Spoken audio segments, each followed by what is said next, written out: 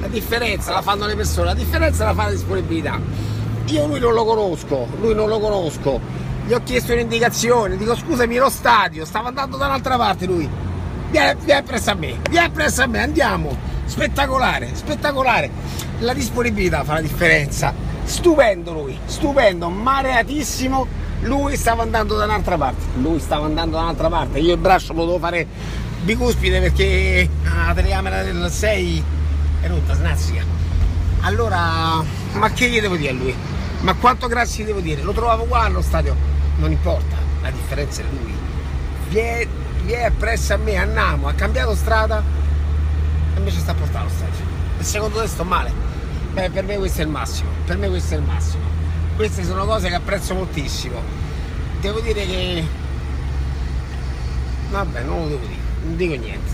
Autocelebrazione no.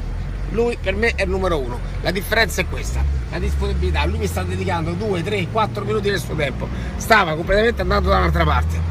Secondo te sto male? Stupendo, stupendo. Questa è la differenza, è l'esempio di come un mondo potrebbe andare molto meglio. Prendendo esempio da lui, con la marea blu metallo, un po' snazzicante, un po' chilometrata, ma sti cazzi, molto meglio lui che tutti quanti pagliacciati, cavallati, porcizzati, che era dei resi scadute. Secondo te sto male? Lui per me numero uno, a Latina, marea blu metallizzata. Se incontri, lui gli chiede informazioni perché poraccio te ci porta lui, alla giornata te la famo perdere.